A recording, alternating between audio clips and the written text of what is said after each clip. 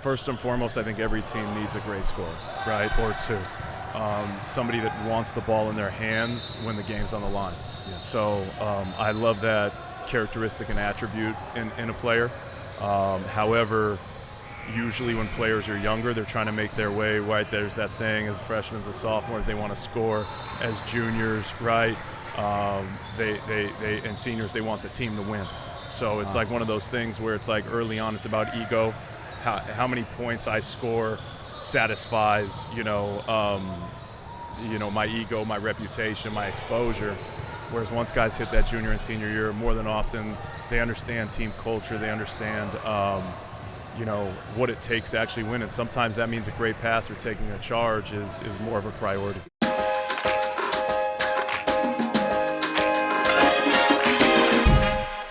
J.J. Prince, which is a dirty portmanteau of two of my favorite people, J.J. Redick, wonderful commentator, and, of course, Prince, the eponymous Prince. Of course. Calabasas Viewpoint Patriots, yes. Head basketball coach. Is this your 14th season?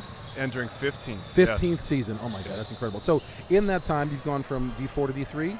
We actually started in 5A in year one. You started in 5A year one. Yes.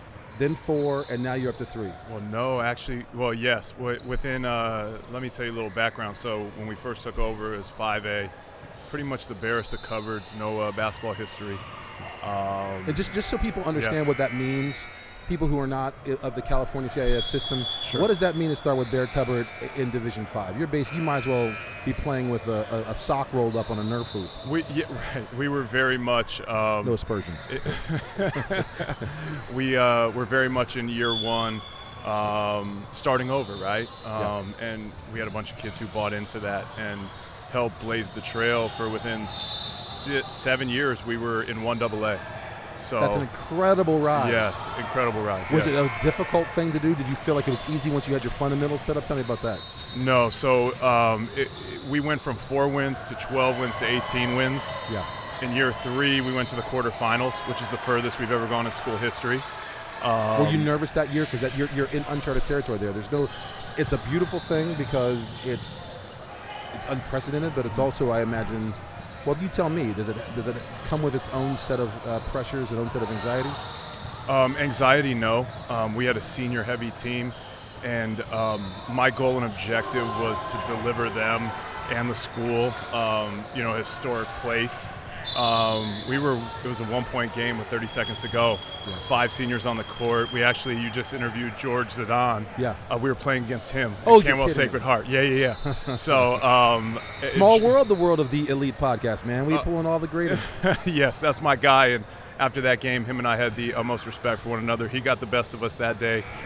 Is it really that way when you lose to someone you respect? You do have respect for some coaches that you play against? Absolutely. So there's very much the traditional sense of competition and an appreciation for your opponent making you a better person or bringing out the best in you and your players? 100%, yeah. And some of the players you've coached, a short list. Drew Holiday, which we'll get back to in a little bit. Yes.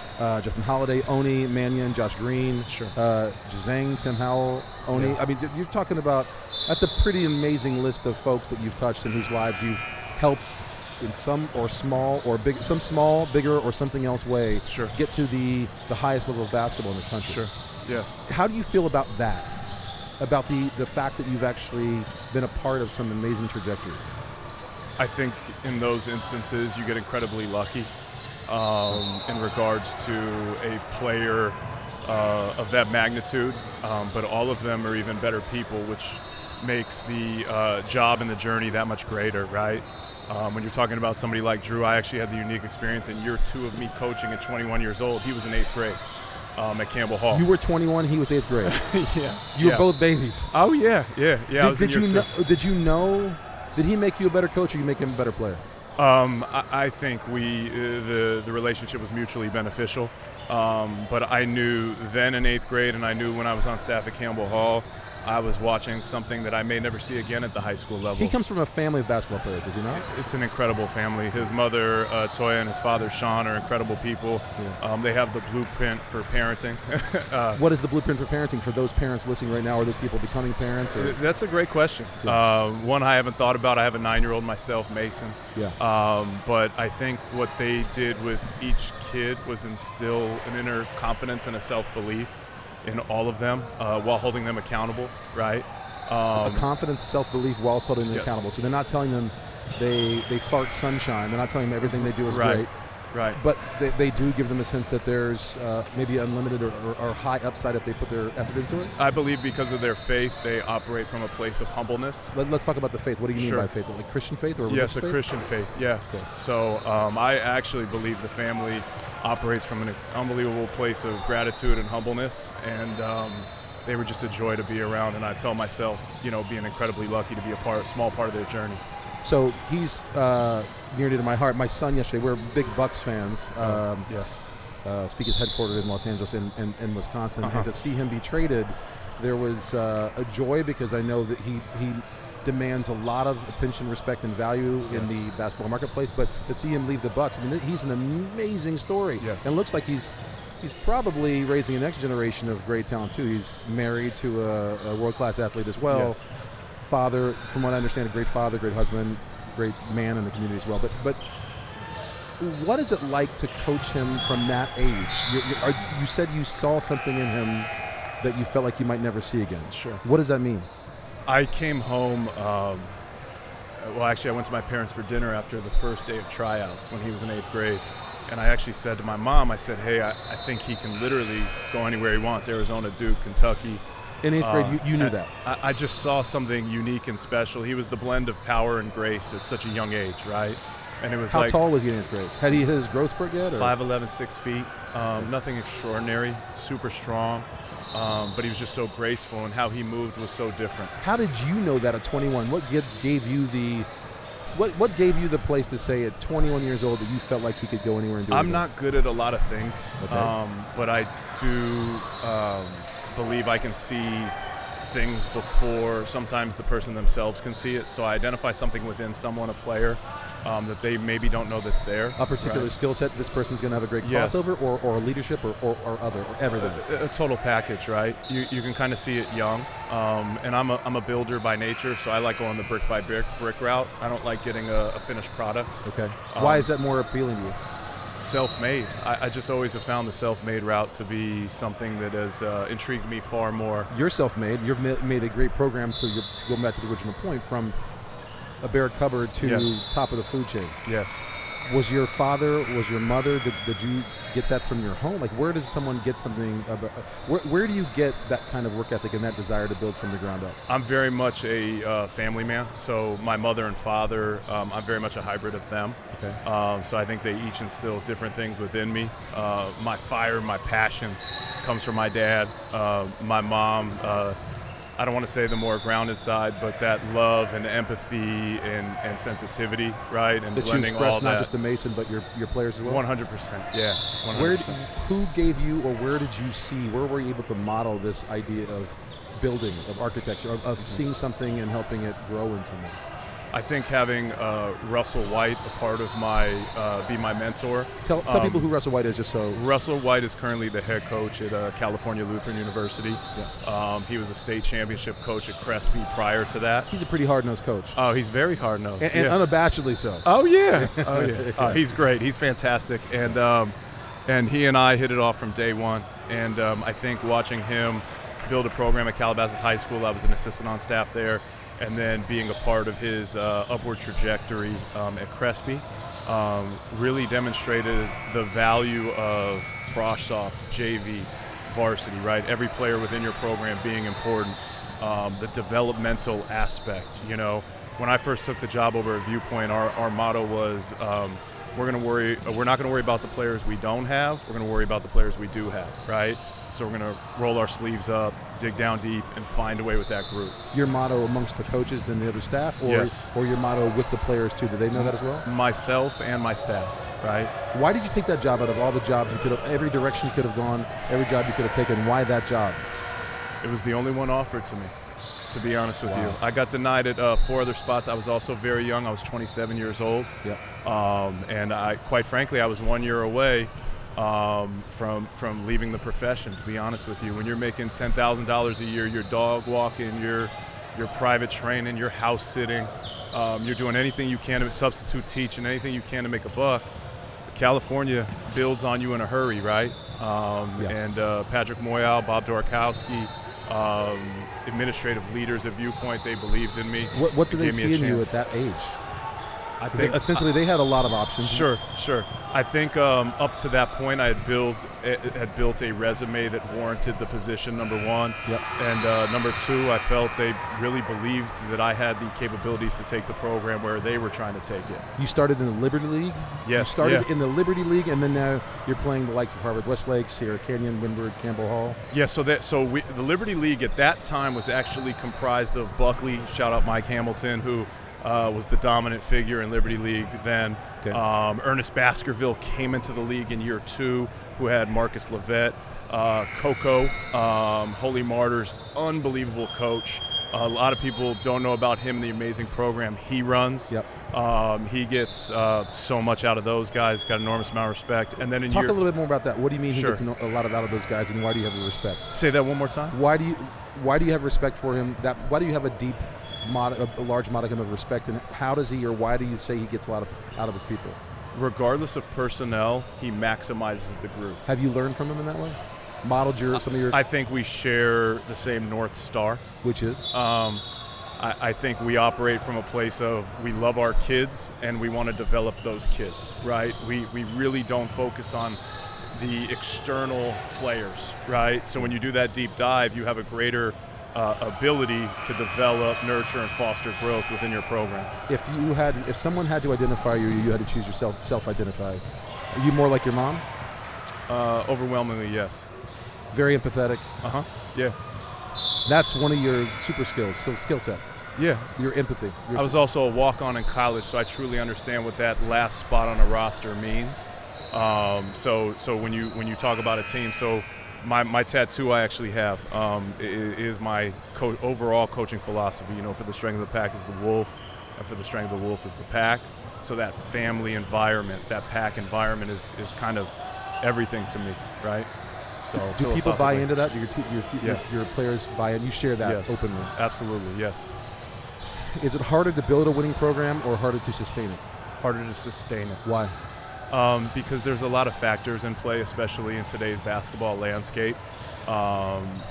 Across the board, from NBA to college to high school, players are departing. The loyalty has shifted, right? Shifted from team to individual, from what? I think it's been more focused on the individual, right?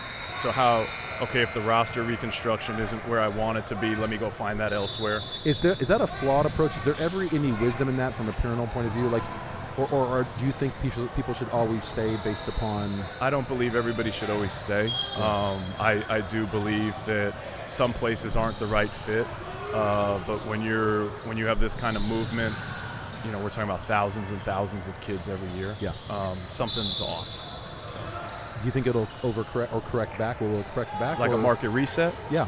A market reset or market correction, let's say. market correction, maybe at some point. I don't see that anytime soon, especially with the NIL deals that Will we're it going to keep start trending in the direction it's going? 100%. Yeah.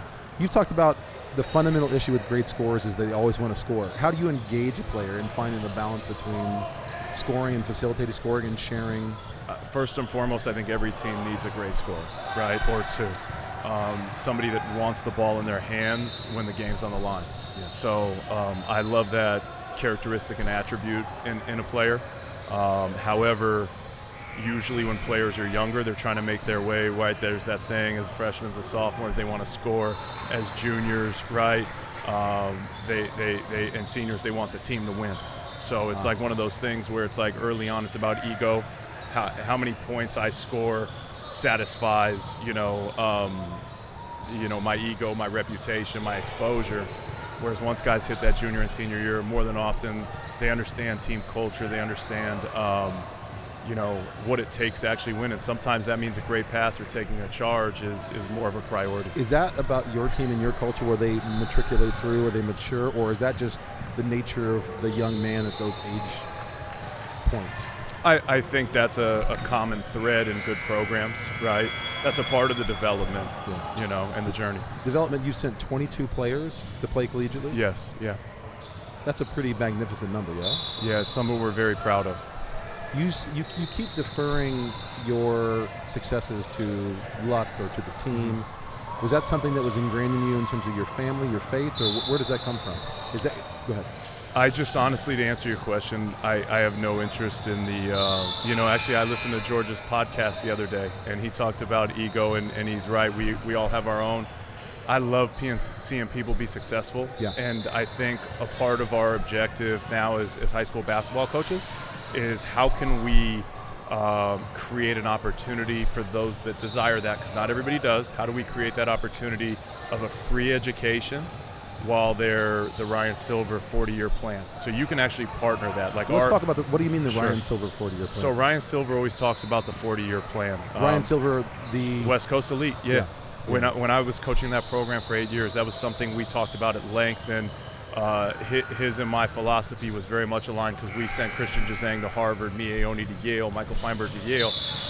You're as proud of those guys as any others. Of course, yeah. When you're talking about playing for Coach Jones at Yale or Coach Amaker at Harvard, I mean, those are experiences of a lifetime. You're talking about network expansion, right? That has nothing to do with basketball, but it's a byproduct of playing and being successful. So yes, I'm so proud of all our college basketball players. I'm also incredibly proud of those that didn't play college basketball and devoted their blood, sweat, tears, and these are enormous sacrifices when you're talking about an education and a high academic institution like Viewpoint.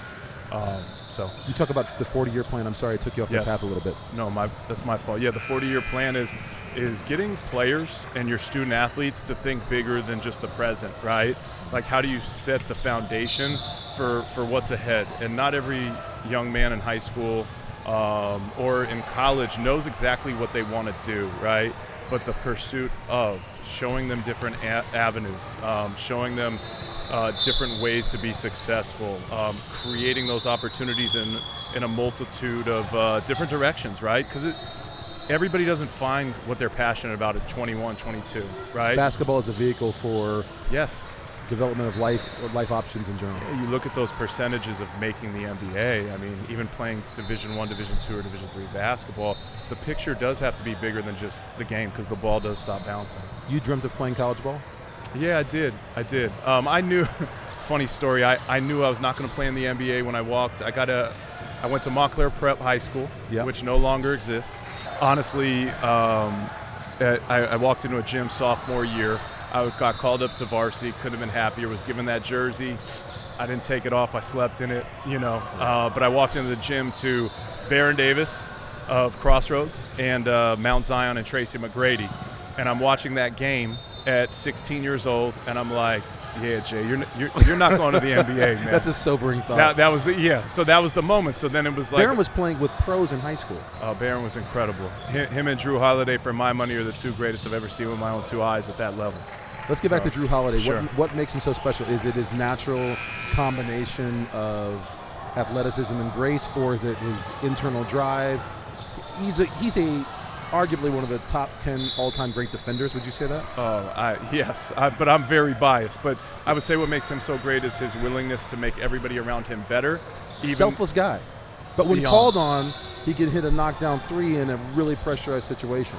When we would do room checks in high school, the entire team would be in Drew's room, and Justin, and he was just such an amazing person to be around. It wasn't like some kind of primal deference to the powerful alpha in the room. It was more. No, not at all. He was. I laugh because that's so not him.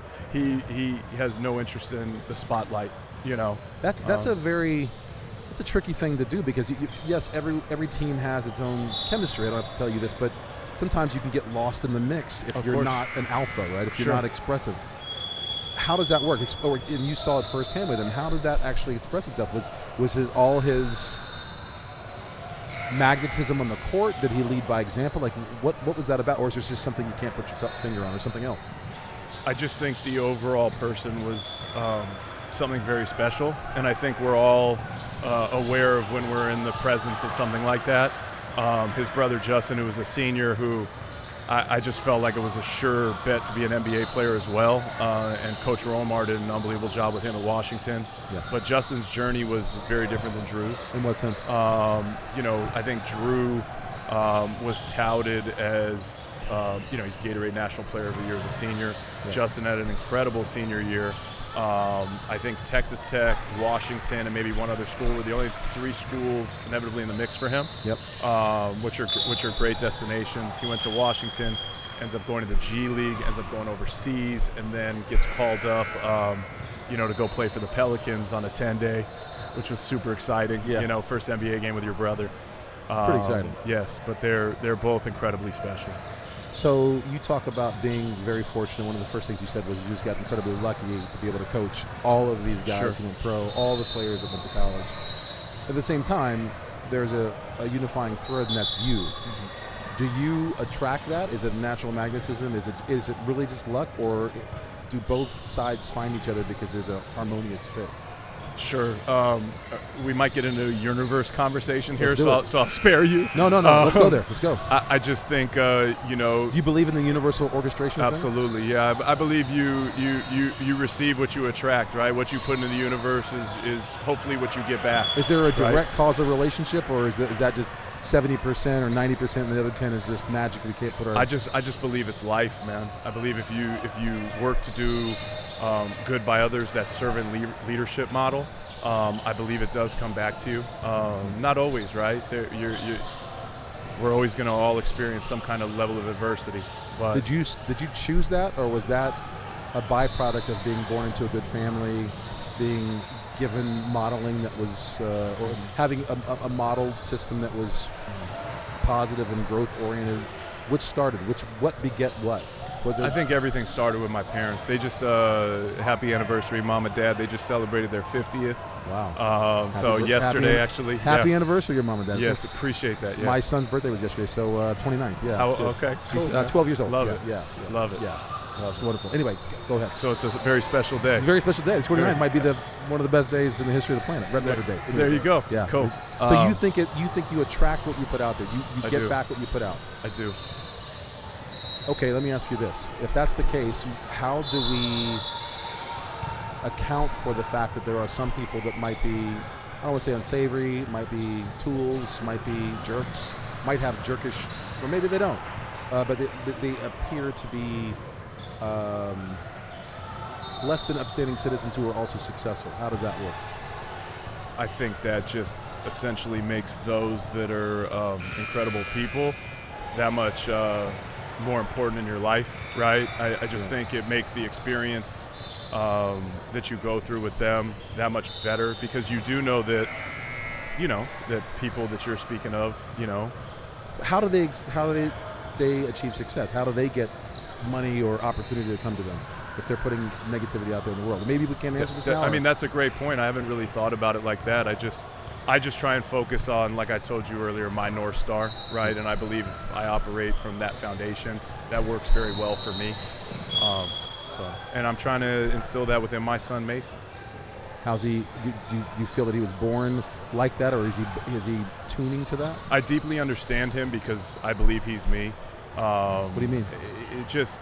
He's we have a great deal of similarities. I've never deeply understood somebody the way I do him. You see yourself in him for all the good things. I remember the first time I saw myself in my daughter. I thought, oh, there I am, and then I thought, oh my God, there I am. No, maybe okay, yes, but no, please, not that. Yeah. Can So we do for this, all not the that? good and the bad, Yeah. yes. Yeah. For all the good and the bad, Yeah. yeah. No, Yeah. but he's yes, it's very. I find it's very easy to parent him because I see so much of what I went through, right? Within him, he like me is very much a hybrid of me and his mother, but he is very much JJ Jr. So. How does his mom fit into that equation? Does she just sit there and kind of roll her eyes because you guys are Yes, both on the there's couch with two of us, yeah. just picking your nose or whatever, eating whatever you're doing, Yes. eating cereal out of the bag or whatever you're Yes, doing? yes. There's two of us. Poor so. woman Yeah.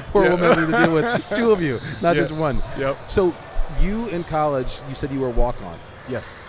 What university or college did you go to? So Wheaton College, Division III, Norton, Massachusetts. Yep. And so you go. Uh-huh. You were not offered any kind of position on the team. They don't give scholarships, of course. So how do you decide I've got to play there, and how do you decide you have a chance to do it, and how do you decide to go through with it? Because those are significant steps for a young man of 18 going across country. It was a goal of mine to play collegiately. Okay. Baseball always came far more naturally to me, but that was my dad's era, Mickey Mantle, Yogi Berra, Whitey Ford, right? Yep. In my era, how do you not have hoop dreams growing up with Michael Jordan, Magic Johnson, Larry Bird, right? Yeah. So playing collegiately was always on my radar. I literally would watch Rocky Ford Drago scene he's cut before I had to go do any of the conditioning really? or whatever. Yeah, I would eat my oatmeal. I was ready 2-3 hours before practice would start. Confirm it or not, have you ever drank a cup of raw eggs? No, I've not done that. No raw eggs. When you join us next time, we'll have some raw eggs, and we can do that. I'm down. I'll do it. Yes, we are guys. My frontal lobe is not fully developed yet. So anyway, I'm sorry. So you decided you're going to walk on that team, even though you weren't offered a spot. Was it intimidating? Were you nervous? Did you feel like, what the heck? Why not? I might as well risk it a little bit or gamble a day's worth of effort. Like, what was the thought process? Yeah, that's an interesting question. I think when you grow up in Southern California, you're not really intimidated by other athletes. I was going to ask you that about coaching too, because sure. In the short time we've been doing this, I have some background. I've come from the, one would say at the cradle of hoops, which is Indiana. By state law, you have to play, you have to shoot three-pointers. I grew up in Knightstown, which is where they shot Hoosiers. Yeah. Yeah. Yep. Every time we go back, we go to the gym, that kind of thing. But with all due respect to Indiana, if you play basketball or in the basketball world in California, you understand you're amidst a torrent of greatness perpetually. So when you're here as a coach and you understand that you're talking about, you just dropped a couple names in this conversation, like some extraordinarily talented, revered, highly achieving coaches and players. Sure. Is it intimidating or is it empowering to know that you're amidst all that culture, or do you feel like, how am I ever going to stand out in this? I don't focus on standing out. I love the competition. So why? Just makes you better, that kind of thing? Well, I mean, if you want to be the best, you got to beat the best, right? And I think when the hardest games for me to coach were when I would coach against Russell, because that was my mentor and one of my closest friends in the world. So that's still competitive, but is that a complex emotional, like a humility and a desire to not inflict. Like, what was that? You want to win, but you almost don't at the same time. It's interesting. Yeah. So for me, I think he wants to kick my butt every time, and then give me a hug after. No, it's okay. But for me, it's I look over there, I just want to go talk to him. Right. So and all his assistants at the time were close friends of mine, and so yeah, it's all love with that. So in general, you come from, you came back to coach in this environment. You came from this environment in high school. You go out east.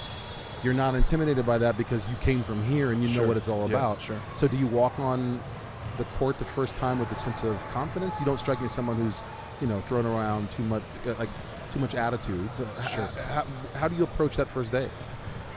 I had a tryout first day. Yeah. So for me, it was every day I either finished first and second and all the sprinting, running, what have you. Yeah. Or you're not going to make the team. So you're just Johnny Hustle. If nothing else, you can out-hustle everybody. Yeah, I'm going to dive on the floor for a loose ball and layup lines, whatever it takes. And I did. I won. We had a 2-mile run. I won that. I won the sprints. I won everything I possibly could. Did you train before you went to school? I was in the best shape of my life. Okay. Yeah. And how many weeks or days was it before you found out whether or not you made the team? It took, I think I got a week. So I got about a week. TikTok, 5, 6 days, 7 days. 5, 6, 7 days, because you got the conditioning aspect, you got the basketball aspect, got to go through all the markers. And so how did they award that when they tell you made the team? Is it something they send you a letter in the mail? Do they surround you and say? No, they just came up and Coach called me into his office and said, you made the team with one of my. When he called you into the office, did you know it was? Nah, I didn't know if I was getting what do they call it, like a red slip? Or I didn't know if I was getting one of those, or I was going to get the green light to be on the roster. Was your heart beating fast when you went in there? Yeah, I wanted it. It was something I really wanted bad. So when he tells you that, how did you respond? I was elated. I was really excited. So. And you played for 4 years? No, I played I played my sophomore year.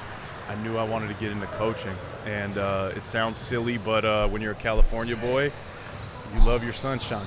and To the point of seasonal affect disorder, like was it messing with you? Or? It wasn't the cold that was impacting me. It was just the gloom, and it was time to move back home. I knew I wanted to start coaching, so I started at 20 years old at Campbell Hall.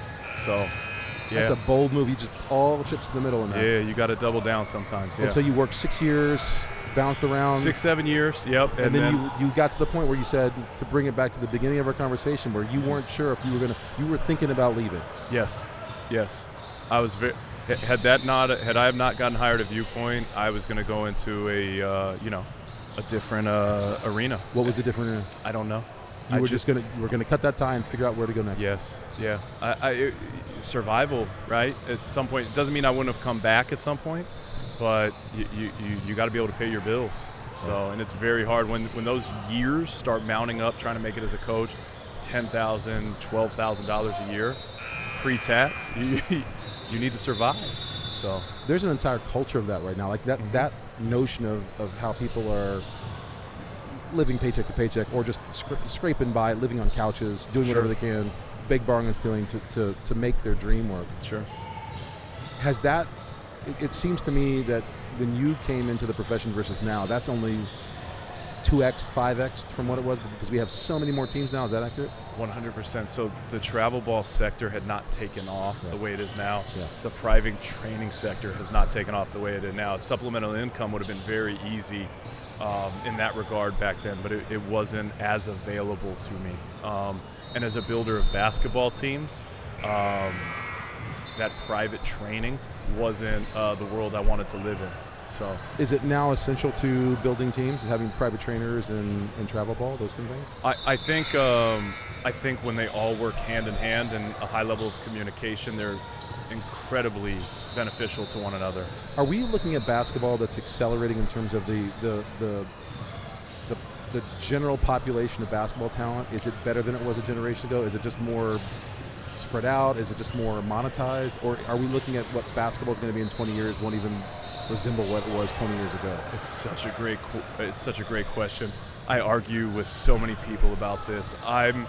I believe the skill level has been enhanced. Okay. I'm not sure the quality of the game, right? How can you not have one not the other?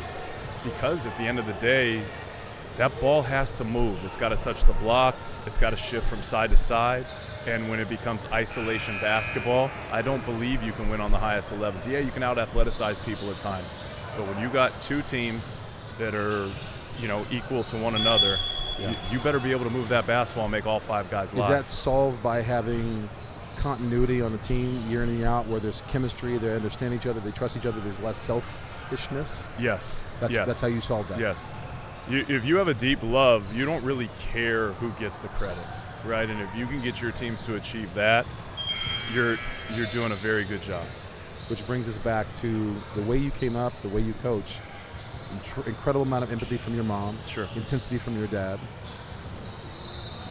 Teaching that to your son, Mason, is mini you, in so many ways. Yes. Is that the best way to build a program? Love and hard-edgedness, the two sides of the person, or is one more effective than the other to raise a team of 15 to 18 years?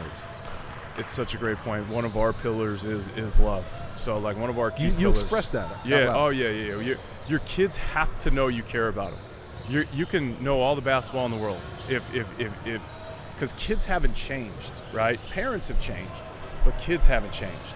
George said the exact same thing. So it's one of those things where kids, they need to know you care about them, and they will run through a wall, but you can't fake caring, right? They'll spot it a mile away. They'll sniff it out. So we hire staff members. So kids are young people are more sophisticated, not necessarily more mature at their age, but more sophisticated, more emotionally nuanced in terms of understanding when someone's full of crap or not? Absolutely. Yeah, I don't think we give kids enough credit of how intelligent they truly are. Yeah. And I want to give a shout out to my guy, Ron Quarterman. He's been with me for 15 years at Viewpoint, the entire ride. We met at Crespi High School, which is his alma mater. He was a big-time player there in the 90s. Yeah. He's helped me, in addition to many others, build this program that we have at Viewpoint. So I want to give him a special shout-out and thank you. You're heading into your 15th year. Yeah. Practices start when? We've started. My team's right behind you. They're starting to warm up. We got 7 minutes till 2. Okay, you got to get over there pretty soon. In a minute or two. Well, you know what? You can coach from here. We can actually coach together. Absolutely, we could do live time. So what's next for you? Are you at the place you want to be the rest of your life? Are you going to something else? I know that's maybe tough to answer. Sure. Are you an enterprising person, or do you feel like you're going to be a 50-year coach here? I'm incredibly happy where I am. I think we have an unbelievable group of guys right now. We're still incredibly young, and we're building to get to exactly where we want to be. I'm not leaving until I bring this place a state championship. We've been close. You've been close twice. Yeah. And coach of the year, by the way. Congratulations. Thank you. Appreciate it. When you reach the state regional finals twice, and you fall short, you could taste Sacramento, right? You got to book the hotels, you got to book the rooms. You're forced to, even though as a head coach you don't want to get ahead of yourself. You're forced to because it's a day later, right? Yep. And to be that close, to lose a close one to Harvard Westlake and Dave Ribebo, to lose to Venice probably 18 months ago, whatever it was. Yeah. There's not a day that goes by that I don't think about one of those 2 games. So is that right? Yeah, it's tough. It's a very tough place to lose. Do the losses mean more to you, or have more impact than the wins have impact? They do, sadly. I think it's I don't want to be disrespectful, but I think it's a coaching disease, right? Where like the wins don't mean as much. The losses sting more than the wins feel good, and it shouldn't be that way, but it is. So are you running from failure, or are you running to success or to your vision? Ooh, I never thought of it like that. No, it doesn't have to be. I'm drawing that's that a binary. great question. Not running. I just think the desire to win another CIF championship and state championship and form these lifelong memories for these kids, because when we were at Campbell Hall and you win in Sacramento, there's a different feeling. And it's a different memory, right?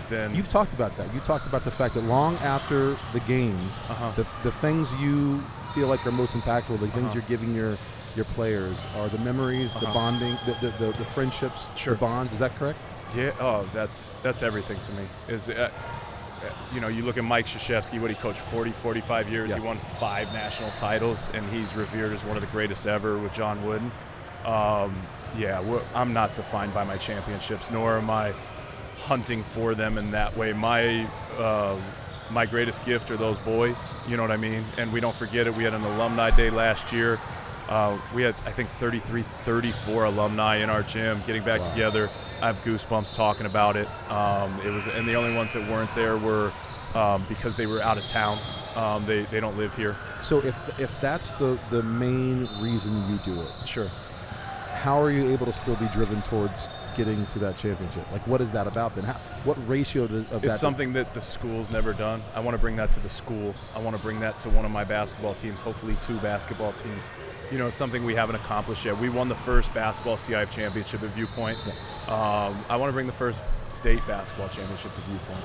So, last thing I'll ask is the distinction between the CIF and state championship for those who are not in California. Sure. The distinction is you have to play 5 games within your division, right? Your section. So it's CIF Southern Section Championship, which is an incredible accomplishment, very hard to achieve. You then earn a berth into the state tournament. The state tournament is another 5-game endeavor. So on that 10th game, essentially, you're in Sacramento. With a chance to play. And is it still Arco Reno? I don't think so. Okay, so it's something else now, so I'm dating myself a little bit. Yeah. I remember Arco. Yeah, Jason Williams and Weber and the rest. Anyway, yes. Yeah. So I want to get back there. I want this experience. My hope and my desire is to get these boys here as well. One last question, bonus question. Drew Holiday. Yes. You say you identified his greatness when he was in 8th grade. Have you seen anyone else like him since then? No. It's been a long time, too. No. So you saw it at 21. Mm-hmm. And I'm 42 now, and I haven't seen it. You've doubled it, and you haven't seen it. Yeah, I haven't seen it. Are you looking for it, or are you just open to it when it comes? No, you just know when you see it. Yeah. I know I see a great coach in front of me, great man. I really appreciate your time. Thank you. I look forward to talking to you down the line a little bit. Absolutely. I had a blast. Thank you so much. Good luck in your game. I know you got to go right now. Thank you. Yes, thank you. Great, man.